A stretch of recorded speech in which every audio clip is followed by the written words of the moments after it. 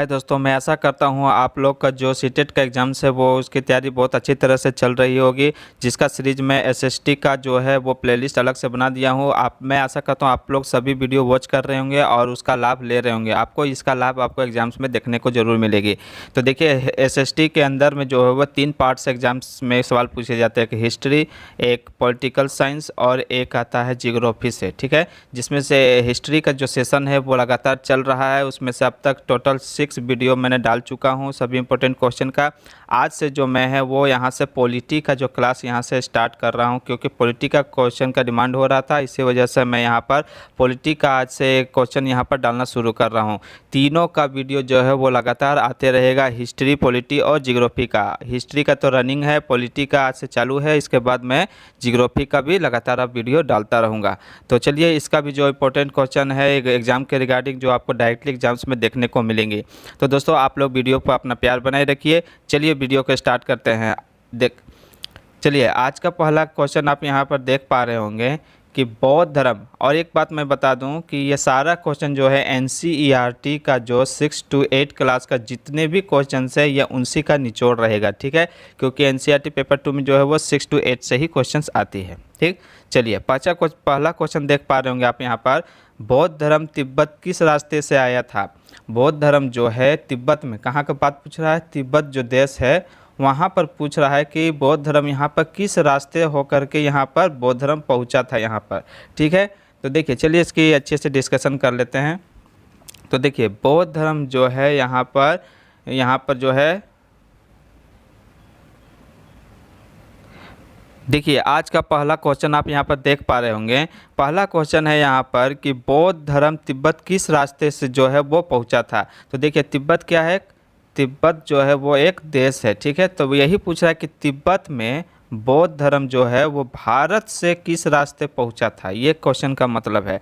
तो भारत से होते हुए तिब्बत में बौद्ध धर्म कैसे पहुंचा था। तो देखिए, भारत से जो तिब्बत में जो बौद्ध धर्म है वो हुआ था लद्दाख के रास्ते। किधर से, लद्दाख के रास्ते से होते हुए जो है वो तिब्बत पहुंचा बौद्ध धर्म। ठीक है, अब देखिए इसकी और अच्छी तरह से विश्लेषण कर लेते हैं। तो लद्दाख को और क्या कहा जाता है, लद्दाख को ठंडा रेगिस्तान भी कहा जाता है। ये क्वेश्चन भी बहुत बार आ चुकी है पिछले एग्जाम्स में कि ठंडा रेगिस्तान किसे कहा जाता है। तो ठंडा रेगिस्तान जो है वो कहा जाता है किसको, लद्दाख को कहा जाता है ठंडा रेगिस्तान। ठीक है, ठंडा रेगिस्तान कहा जाता है लद्दाख को। और इसी में एक क्वेश्चन है कि पश्मीना शॉल जो है वो कैसे बनती है। तो देखिए, पश्मीना शॉल जो है वो एक खास किस्म के प्रजाति का जो बकरी होता है उसी का बाल से जो है उसका शॉल बनता है। और ये शॉल इतना गर्म होता है कि ये 7 से लेकर 10 स्वेटर के बराबर एक होता है पश्मीना शॉल। और इसको बनाने में जो है वो 250 घंटे लगते हैं। ठीक है, इसको 250 घंटे लगते हैं बनाने में पश्मीना शॉल। और ये पश्मीना शॉल किस बकरी के प्रजाति से बनती है, तो ये बनती है अंगोरा नाम की प्रजाति का बकरी है, उसी से ये शॉल बनाया जाता है। पश्मीना शॉल किस नामक बकरी से बनाया जाता है, अंगोरा प्रजाति नाम के बकरी से पश्मीना शॉल बनाया जाता है। ठीक है, और यहाँ पर जो है फेमस ग्रंथ साहित्य कौन है, कहाँ का, लद्दाख, तिब्बत, ये जो पूछा तिब्बत का जो है वो फेमस ग्रंथ कौन है, कौन सा है, तो यहाँ का है केसर सागा। कौन है, केसर सागा। केसर सागा जो है ये यहाँ पर एक लोक नृत्य के दौरान भी जो है वहाँ पर ये गाना गाया जाता है। और यहाँ का प्रमुख ग्रंथ साहित्य भी है केसर सागा। ठीक है, 4 से 5 क्वेश्चन एक क्वेश्चन में हो गए हैं। ठीक, इसी तरह सभी क्वेश्चन का मैं विश्लेषण करूँगा ताकि कोई भी क्वेश्चन आपको एग्जाम्स में छूट ना पाए। चलिए अगला क्वेश्चन देख पा रहे होंगे यहाँ, सरकार कितना स्तर पर कार्य करती है। ये जो भी गवर्नमेंट है इंडिया में वो टोटल कितने स्तर पर कार्य करती है। तो देखिए, जो सरकार है वो जो है वो 3 स्तर पर कार्य करती है। आप अगर इलेक्शन दिए होंगे कभी तो आपको पता होगा कि 3 स्तर पर जो है वो यहाँ पर सरकार होती है। एक क्षेत्रीय जो होता है हमारे गांव के, जैसे मुखिया हुआ, ये सब जो इलेक्शन होता है वो होता है कौन, ये होता है स्थानीय, क्षेत्रीय जिसको बोलते हैं। स्थानीय में ये स्थानीय चुनाव हो गया, ये स्थानीय सरकार इसको चुनेगा यहाँ पर। इसके बाद आता है राज्य, जिसको चीफ मिनिस्टर जिसको बोलते हैं। हर स्टेट में एक इलेक्शन होता है चीफ मिनिस्टर का, वो हो गया राज्य स्तरीय। ठीक है, राज्य स्तरीय, और एक होता है सेंट्रल। जो प्रधानमंत्री का जो इलेक्शन होता है वो होता है सेंट्रल, मतलब राष्ट्रीय स्तर का। ठीक है, इसमें पूरा देश एक साथ इसमें वोट करता है। ठीक, तो सरकार जो है कितने स्तर पर कार्य करती है, तो सरकार जो है वो 3 स्तर पर कार्य करती है। क्षेत्रीय या स्थानीय, जो मुखिया का चुनाव होता है। दूसरा राज्य स्तरीय, राज्य स्तर में जैसे कि सीएम। इसके बाद सेंट्रल पर, मतलब राष्ट्रीय पर जो इलेक्शन, जैसे कि पीएम। ठीक है, तो सरकार कितने स्तर पर कार्य करती है, 3 स्तर पर। ठीक है, सभी क्वेश्चन को अच्छी तरह से आप लोग नोट करते चलिएगा।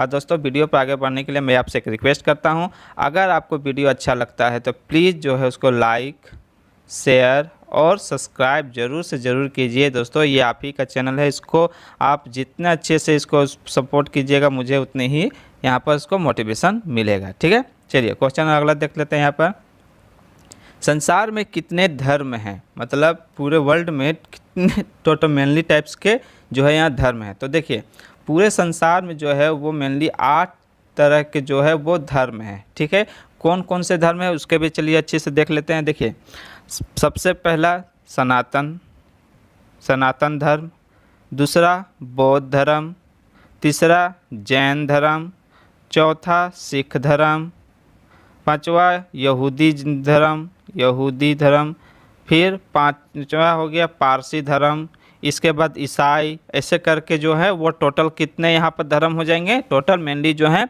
8 टाइप के धर्म हैं। ये क्वेश्चन बहुत इंपॉर्टेंट है, संसार में कितने टाइप्स के धर्म हैं, तो टोटल 8 टाइप के। कौन कौन से हैं मैंने वो भी बताने की पूरी कोशिश की। अब इसी में क्वेश्चन है कि इसमें कितनी भाषाएँ बोली जाती हैं, जो है अधिकतर जो है कितनी भाषाएं बोली जाती हैं। तो देखिए, 1600 से ज़्यादा जो है वो स्थानीय भाषाएं, जो भाषाएं बोली जाती है। कितना, 1600 से ज़्यादा जो है वो भाषाएं बोली जाती है। ठीक है, ये सब क्वेश्चन बहुत छोटी है लेकिन बहुत इंपॉर्टेंट है एग्जाम्स के रिगार्डिंग। ये सभी जो क्वेश्चन है वो NCERT 6 to 8 के अंडर में ही सभी आती है। ठीक, चलिए अगले क्वेश्चन देख लेते हैं। भीमराव का जन्म किस जाति में हुआ था। ठीक है, देखिए, भीमराव को तो अच्छी तरह से जानते होंगे, क्यों, क्योंकि भारत का जो संविधान था, भारत का संविधान, उसी का निर्माता जो है किसको बोला जाता है, निर्माता, वो बोला जाता है भीमराव अंबेडकर को, BR अम्बेडकर को। ठीक है, संविधान कब लागू हुआ था, 26 जनवरी 1950 में। ठीक है, यह संविधान यहाँ पर लागू हुआ था। यही पूछ रहा है इसी से रिगार्डिंग कि भीमराव जो थे वो किस जाति से बिलोंग करते थे, तो ये करते थे महार जनजाति से। किससे, महार जनजाति से ये बिलोंग करते थे महाराष्ट्र में। ठीक, इसके बाद ये जब पढ़ाई अपनी पूरी किए, पढ़ाई पूरी करने के बाद ये क्वेश्चन आता है कि वो पढ़ाई पूरी करने के बाद उन्होंने अपना वकील की डिग्री कहाँ से प्राप्त की थी, मतलब वकील बनने के लिए कहाँ गए थे, तो BR अम्बेडकर वकील बनने के लिए जो है वो गए थे इंग्लैंड। कहाँ गए थे, इंग्लैंड गए थे। ठीक है, ठीक, अब इनको और जो है इन्होंने जो है एक और अच्छी सी बात बोली थी कि जो भी संविधान है, जितने भी आर्टिकल हैं उसमें टोटल 335 और 95, उसमें जो है बोले हैं कि संविधान, पूरे संविधान में इसमें आत्मा किसको बोले हैं वो, तो भीमराव अंबेडकर ने जो आर्टिकल 32 है रिट जारी करने का, उसी को जो है इन्होंने क्या कहा है, पूरे संविधान का आत्मा कहा। ये जितने भी संविधान है उसकी आत्मा कौन है, ये संविधान 32 आर्टिकल कितना 32 को इन्होंने पूरे संविधान की आत्मा कहा है। ठीक है, ये क्वेश्चन कंफ्यूजन होता है, क्यों, क्योंकि एक और इसी में क्वेश्चन है कि प्रस्तावना को भी जो है संविधान की आत्मा कहा जाता है, लेकिन अंबेडकर ने किसको कहा था, आर्टिकल 32 को। ठीक, अच्छी तरह से इसको कंफ्यूजन दूर कर लीजिएगा। चलिए क्वेश्चन नंबर 5 यहाँ पर देख पा रहे होंगे आप कि भारत में महिला को वोट देने का अधिकार कब मिला। ठीक है, तो पहले तो आपको पता है कि वोट देने का अधिकार नहीं था पहले महिलाओं को, लेकिन कब मिला उनको अधिकार वोट देने के लिए, तो देखिए भारत में जो है महिला को वोट देने का अधिकार जो है वो मिला था 1919 में। कब, 1919 में। ठीक है, इसके बाद इसी से क्वेश्चन और आता है कि अमेरिका में कब मिला था। ये तो भारत हो गया, भारत में 1919 में। अमेरिका में जो है वो आया था 1920 में, जो है अमेरिका में मिला था। देखिए अमेरिका से पहले ही इंडिया में जो है महिलाओं को वोट देने का अधिकार दे दिया गया था। ठीक, इसके बाद यहाँ तक कि जो इसको संचालन किया था, जो बनाया था संविधान, जहाँ से निकला है वही वहाँ इंग्लैंड में भी जो है 1928 में मिला, सबसे बाद में भी मिला है वहाँ पर ब्रिटेन में जो है 1928 में मिला है। ठीक है, सबसे पहले भारत में ही मिल गया, अमेरिका में 1920 में, और 1928 में ब्रिटेन में जो है महिलाओं को यहाँ पर वोट देने का अधिकार प्राप्त हुआ। ठीक है, देख पा रहे होंगे कि भारत में बहुत पहले ही मिल गया था। चलिए क्वेश्चन नंबर 6 देख लेते हैं। क्वेश्चन नंबर 6 है कि रंग भेद के लिए आंदोलन कहाँ हुआ था। आपको पता होगा जो ब्लैक मैन वाइट मैन वाला जो केस हुआ था, ये कहाँ पर हुआ था। रंग भेद के लिए आंदोलन जो हुआ था वो कहाँ शुरू हुआ था। तो देखिए, रंग भेद के लिए आंदोलन जो सबसे पहले कहाँ शुरू हुआ था, अफ्रीका में। कहाँ हुआ था, अफ्रीका में। इनके प्रमुख नेता कौन थे जो इसको स्टार्ट किए थे, वो था नेल्सन मंडेला। ठीक, इन्होंने जो है वो रंग भेद के लिए लगभग जो है 19 से 20 साल जो है वो जेल में कैद रही थी इसी लड़ाई के लिए। ठीक है, इनको नोबेल पुरस्कार भी मिला हुआ है। ठीक, अब इसी में क्वेश्चन आता है कि लोकतंत्र देश कब बना। अफ्रीका जो है वो लोकतंत्र देश कब बना। लोकतंत्र मतलब जहाँ पर जनता का राज होता है, जनता चुन के अपना कैंडिडेट भेजती है। ठीक है, तो अफ्रीका कब बना लोकतंत्र, तो वो बना था 1994 में। देखिए कितना लेट में बना। तो अफ्रीका कब बना है लोकतंत्र देश, 1994 में। रंग भेद की शुरुआत आंदोलन कौन किया था, नेल्सन मंडेला ने। कहाँ हुआ था, अफ्रीका में। ठीक है, चलिए अगली क्वेश्चन देख लेते हैं। यहाँ पर संविधान सभा का गठन कब हुआ था। तो देखिए अब इससे क्वेश्चन देखिए बहुत आती है। तो संविधान सभा का जो गठन हुआ था संविधान बनाने के लिए, वो हुआ था कब, 1946 में। इसी समय एक चीज़ और हुआ था, कैबिनेट मिशन की स्थापना जो हुआ था इसी में हुआ था, 1946 में। ठीक है, तो यहाँ पर देख पा रहे होंगे कि संविधान सभा का गठन कब हुआ संविधान बनाने के लिए, वो होता 1946 में। कि संविधान कैसे बनाया जाए, क्या क्या इसमें चीज़ होगा, सभी को करने के लिए कैबिनेट बनाया गया था, गठन सभा किया गया था। वो कब हुआ था, 1946 में। ठीक, अब इसी में क्वेश्चन आता है कि इसके प्रारूप तैयार जो हुआ था, वो प्रारूप तैयार करने की शुरुआत कब हुआ था। तो यही जो प्रारूप है संविधान सभा गठन, जो प्रारूप संविधान बनाने के लिए उसका जो रूपरेखा था, वो शुरुआत हुआ था 1946 में। लेकिन प्रारूप बनकर तैयार कितने दिन हुआ, मतलब वो संविधान बनाने में कितना दिन लगा। तो देखिए संविधान बनाने में जो है वो लगा तकरीबन जो है वो 3 साल के लगभग में लग गया। देखिए कितना, 2 साल 11 महीना और 18 दिन, ये टोटल इतना दिन लगा था। ठीक है, तकरीबन 114 दिन के लगभग में।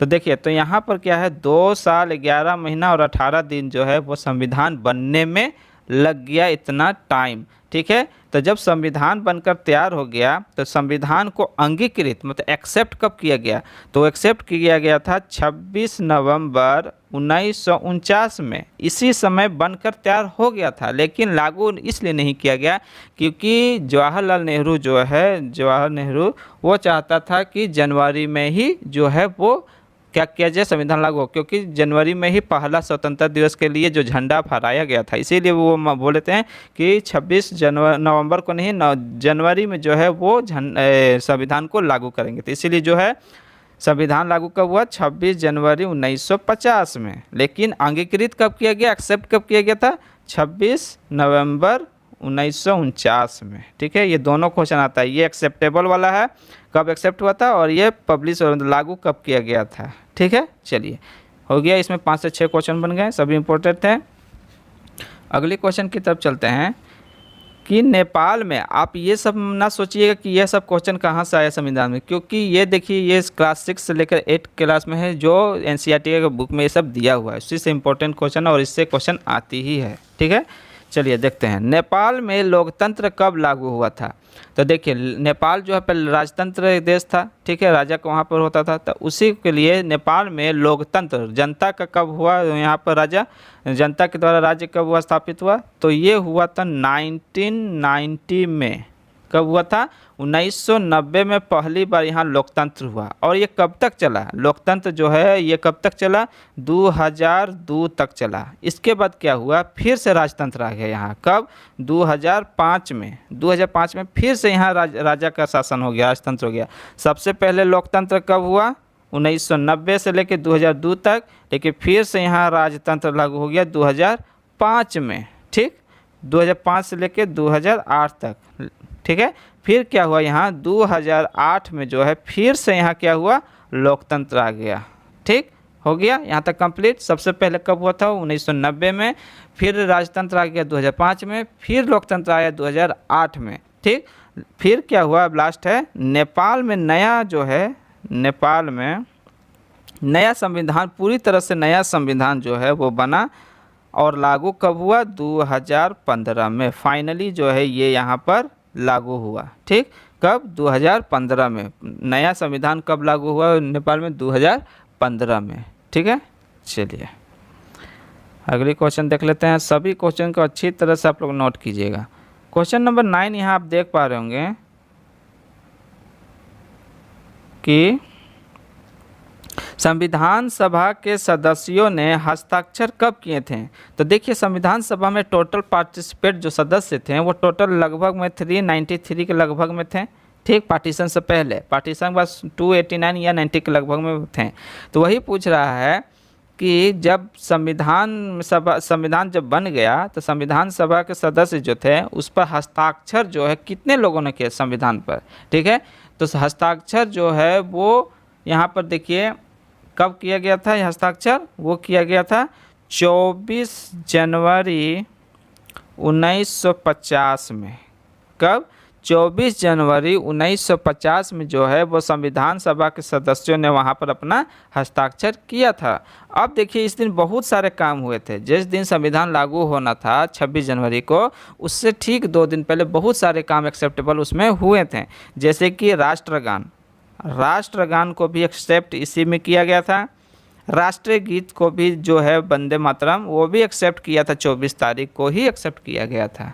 ठीक है, और भी बहुत सारे काम जो है वो 24 जनवरी 1950 में ही किए गए थे। ठीक है, तो यहाँ पर ये हो गया हस्ताक्षर कितने कब हुए थे? 24 जनवरी 1950 में सदस्यों ने अपना हस्ताक्षर किया था वहाँ पर। ठीक, क्वेश्चन नंबर 10 आप यहाँ पर देख पा रहे होंगे कि क्वेश्चन नंबर 10 है यहाँ का कि गवर्नमेंट ऑफ इंडिया एक्ट 1909 में क्या अधिकार नहीं था? मतलब 1909 में क्या अधिकार नहीं मिला था गवर्नमेंट ऑफ इंडिया एक्ट 1909 के तहत? तो देखिए 1909 में जो गवर्नमेंट ऑफ इंडिया एक्ट था उसमें क्या हुआ? लोगों को वोट देने का अधिकार जो है नहीं था इसमें। ठीक है, गवर्नमेंट ऑफ इंडिया एक्ट 1909 में 1909 में जो है उनको वोट देने का अधिकार नहीं था। ठीक है, ये क्वेश्चन बहुत इंपॉर्टेंट है। 1909 वाला अधिनियम में जो है उनको अधिकार नहीं दिया गया था। फिर देखिए इसी सब क्वेश्चन है कि ईवीएम इलेक्ट्रॉनिक वोटिंग मशीन जो होता है, जो मशीन के द्वारा जो वोट अभी होता है वीवीपैट में, वो ईवीएम का इस्तेमाल सबसे पहले कब शुरू किया गया था? ये सबसे पहले शुरू किया गया था 2004 में। इस समय किसकी पार्टी थी? बीजेपी की पार्टी थी इस समय। ठीक है, तो इस जब इलेक्ट्रॉनिक वोटिंग मशीन के इस्तेमाल शुरू हुआ तो इस समय जो है लाखों पेड़ जो काटे जाते थे वो स्टाम्प मारने के लिए वो बच गए। अब यहाँ से किसका इस्तेमाल शुरू हो गया? ईवीएम का, इलेक्ट्रॉनिक वोटिंग मशीन का यहाँ से इस्तेमाल चालू हो गया, जिससे यहाँ पर बहुत सारे पेड़ के कटाव जो है यहाँ पर रुक गए। ठीक है, ठीक है दोस्तों, अभी तक जो है ये क्लास जो है एनसीईआरटी बेस्ड ही चल रही है और अभी जो क्वेश्चन है धीरे धीरे जो लेवल है वो बढ़ती चली जाएगी क्वेश्चंस की। ठीक है, सभी क्वेश्चन जो है एग्जाम्स के रिगार्डिंग बहुत इंपॉर्टेंट है। ठीक, इसी तरह जो है अब यहाँ से पॉलिटी का जो क्लास है वो लगातार यहाँ से चलती रहेगी। ये आज का पहला क्लास था, अब यहाँ से रेगुलर जो है आपको चलेगी। इसका अलग से जो है सबका अब एक यहाँ से एक प्लेलिस्ट बना दिया जाएगा। ठीक है, एक प्लेलिस्ट बना हुआ है एसएसटी पेपर 2 का, उसमें हिस्ट्री रहेगी, इसके बाद पॉलिटी का, इसके बाद जियोग्राफी का, सभी का मैं अलग से यहाँ पर प्लेलिस्ट बना दूंगा। ठीक है, अंत में जाते हुए आपसे एक रिक्वेस्ट है दोस्तों, कृपया इसको लाइक, शेयर और सब्सक्राइब जरूर कीजिएगा, अपने दोस्तों में इसको शेयर जरूर कीजिएगा, आप ही का चैनल है। ठीक है, धन्यवाद। चलिए मिलते हैं अगली वीडियो में, तब तक के लिए थैंक यू, धन्यवाद।